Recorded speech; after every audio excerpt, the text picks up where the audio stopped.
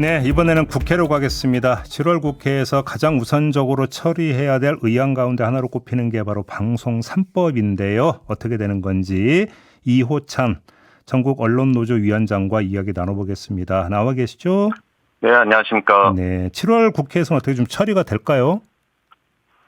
저희도 그렇게 기대를 하고 있고요. 네. 원래는 저희가 새 정부 출범 직후에 1호 법안으로 통과시킨 게 저희의 목표였는데 좀 늦어지긴 했지만은 그 김현 가방위 간사도 7월 중 통과를 약속을 했고 네. 저희가 원내지도부 면담을 했을 때도 7월 통과를 얘기를 했었거든요. 그래서 저희가 방송사법의 신속한 처리는 대선 기간 언론노조가 민주당과 맺은 정책 협약이 있는데 그 첫 번째 조항이기도 하고요. 예. 이 광장 시민들과 약속이기도 한 만큼 네. 현 시기에 빠르게 통과되길 좀 희망을 합니다. 알겠습니다. 그래서 언론노조가 대통령실 앞에서 1인 시위도 했고 국회 앞에서 네네. 108배도 하시고 했고 예, 그다음에 지금도 하고 있습니다. 예. 이재명 대통령 대구탕집에서 만나신 적도 있잖아요.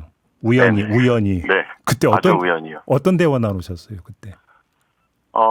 저희가 뭐 방송사법의 조속한 처리를 뭐 거듭 부탁을 드렸고요. 네. 예.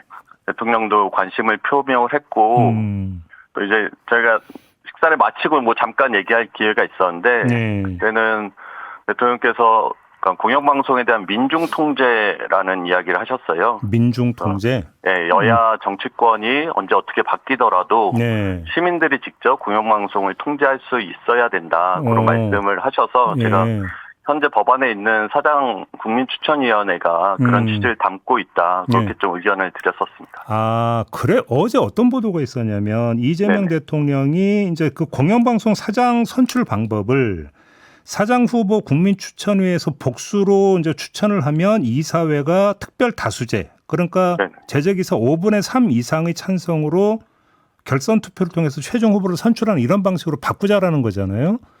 네네. 근데 이재명 대통령이 100명 이상을 상당히 강조했다는 보도가 어제 있었는데 네네. 혹시 이게 대구탕집에서의 대화의 결과 혹시 이렇게 해석을 해도 되는 걸까요? 아유, 그렇게까지 확대 해석할 건 아닌 것 같고요. 저희는 뭐 그런 취지를 말씀을 드렸고 대통령 역시 원래 애초에 민중통제라는 말씀을 하실 때 그런 부분을 생각하고 말씀하신 거 아닌가 싶고요. 그러니까 사장 추천위원회를 조금 더 명확하게 규정을 해서 이것이 그냥 요식행위가 아니라 실질적으로 국민들이 사장 선출을 하는 과정에 좀 참여할 수 있는 거를 이야기하신 게 아닌가 싶고요. 저희가 그 방송사법 이야기할 때 이제 그 시작 중 하나가 고 이용마 기자가 공영방송 생전에 공영방송 사장 선출을 국민들이 직접 할 수 있는 거 아니냐라는 취지로 이야기를 했었잖아요. 또 그런 취지도 저는 이 법에 담겨 있다라고 생각합니다. 그다음에 또 한 가지는 여야가 나눠 가졌던 공영방송 이사 추천권을 축소하는 거잖아요. 지금 이건 어떻게 정리가 됐어요, 이거는? 네, 일단 뭐 KBS는 15명 중에 6명, 그다음에 MBC, EBS는 13명 중에 5명을 국회에서 교섭단체 의석수 비율로 추천을 하게 돼 있는데요. 그래서 기존의 법안이 정치권에서 모두 추천하는 구조였잖아요. 그때는 사실 기준도 없이 여7, 야4, 뭐 여6, 야3 이런 식으로 나눠 가졌던 건데 이번에는 15명 중에 6명, 13명 중에 5명 정도로 정치권의 역할을 좀 줄이는 겁니다. 그러면 이제 나머지 이사 추천권을 이제 여러 단체에서 이제 행사를 하게 되는데 국민의힘 이런 데서는 그 단체의 대표성을 어떻게 인정하냐 이런 지적을 하고 있지 않습니까? 이건 어떻게 받아들이세요? 대표성, 그러니까 저희가 결국엔 좀 절충한 부분이라고 생각하는데 이 방송사법의 국회 그 추천, 이사 추천 누가 할 것이냐를 놓고는 사실 100이면 100 생각이 다 조금씩 다르십니다. 그래서 대표성 문제를 고려할 때 국회가 전원을 추천하는 게 맞다라는 의견부터 국회 추천 몫은 아예 0으로 줄여야 된다는 주장까지 여전히 좁혀지지 않는데 이제 모두가 동의할 수 있는 법안이라는 게 현실적으로 어려운 상황에서 저는 대표성이랑 다양성에 좀 절충점을 찾은 게 이번 법안이라 생각을 하고요. 개인적으로 저는 국민의힘은 방송사법에 대해서 저는 할 이야기가 없다라고 생각합니다. 왜요? 기존 윤석열 정권에서 방송사법 논의가 그렇게 있을 때 한 번도 대안을 내놓은 적이 없었고요. 그 기존의 그 방송법 이용해서 윤석열 정권 당시 방송장악에 앞장섰던 게 국민의힘인데 이제 와서 뭐 방송사법에 대해서 이래라 저래라 이야기하는 것 자체가 옳지 않다라고 생각하고 최근에도 보면은 기존 방송법이 오히려 뭐 글로벌 스탠다드인 것처럼 이야기를 하잖아요.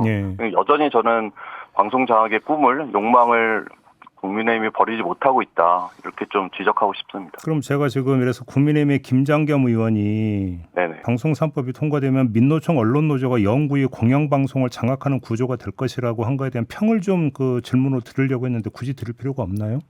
정말 그냥 기승전 언론노조, 기승전 민주노총 같은 비난 좀 그만했으면 좋겠고요. 예. 저는 이 방송 3법이 통과되면 언론노조가 아니라 공영방송 종사자들의 목소리가 지금보다는 더 반영이 되는 겁니다. 그리고 기존 방송법에도 내부의 자율성을 존중해야 된다는 건 이미 다 반영이 돼 있는 거거든요. 예. 그러니까 제작 자율성을 보장해야 한다 하면 사실 전 국민이 동의하실 사안인데 그걸 자꾸 언론노조, 민주노총 이런 식으로 거짓 프레임을 씌우는 거고요. 네네. 그래서 이번 개정안의 핵심은 특정 단체, 그게 누구가 됐든 간에 공영방송을 좌지우지하지 못하게 만들겠다라고 하는 여러 견제장치를 만드는 것이 저는 이번 법안의 핵심이다라고 생각합니다. 알겠습니다. 그럼 만약에 방송 3법이 7월에 이제 그 본회의까지 통과가 돼서 공포가 된다고 치면 네네. 그러면 공영방송의 이사나 사장들도 바로 이어서 개편에 들어가게 되는 겁니까? 그 법안의 부칙을 보면 이제 시행은 즉시 시행인데 3개월 이내에 이사회를 구성해야 된다라고 되어 있습니다. 그래서 3개월 저희가 이제 뭐 추천 기준도 만들어야 되고요. 예. 그다음에 방통위가 규칙도 만들어야 되고 지금 방통위도 지금 정상화되지 않은 국면이잖아요. 그래서 그런 것들을 고려할 때 3개월 이내에 이사회를 구성하게 돼 있고 그 이사회가 구성되면 바로 이제 그 바뀐 법에 따라서 새로운 사장을 선출하는 과정에 들어가게 되는 겁니다. 그렇게 되는 거고. 이건 어떻게 보세요? 지금 보도 책임자 임명 동의제가 지금 도입이 되잖아요. 방송 3법에 따르면. 네네. 근데 이 의무 대상에서 SBS 등 민영 방송은 빠졌고 이걸 두고 좀 반발이 있던데 이건 왜 빠진 겁니까?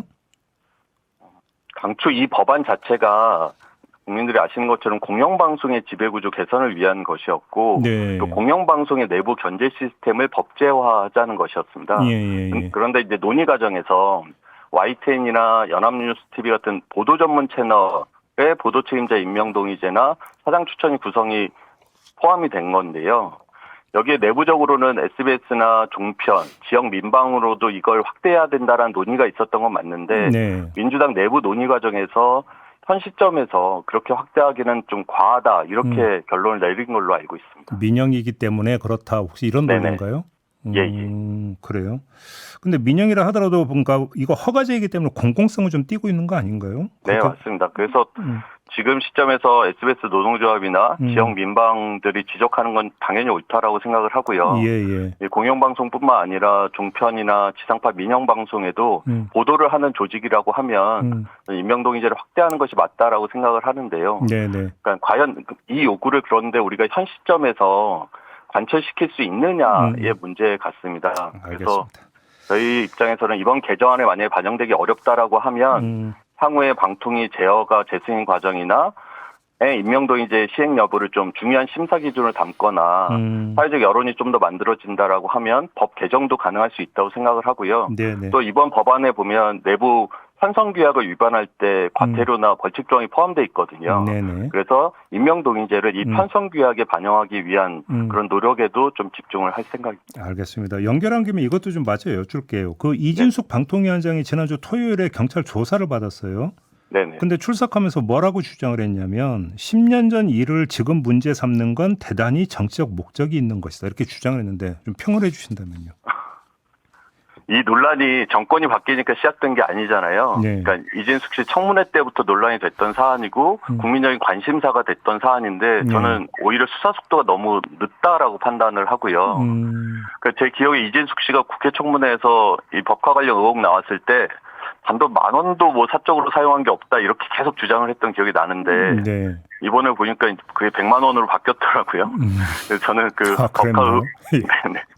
법과 의혹에 대해서는 당연히 수사를 통해서 명백히 밝혀져야 된다라고 봅니다. 알겠습니다. 그 이진숙 위원장님께서 마지막으로 그 방송 3법 말고 방통위법은 이번에 개정 대상에 안 들어갔어요? 방통위법은 지금 뭐 국회에서 더 논의가 필요한 걸로 알고 있고요.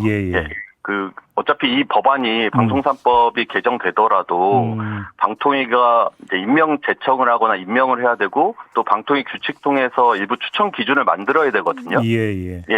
그렇기 때문에 방통위의 조속한 개편이 필요한 건 맞고요. 그래서 방송사법 개정의 신속한 처리를 위해서라도 방통위의 좀 조속한 좀 뭐 개편이나 정상화가 좀 필요하다라고 생각을 합니다. 알겠습니다. 자, 오늘 말씀 여기까지 들을게요. 고맙습니다. 네, 감사합니다. 네, 이호찬 전국언론노조 위원장이었습니다.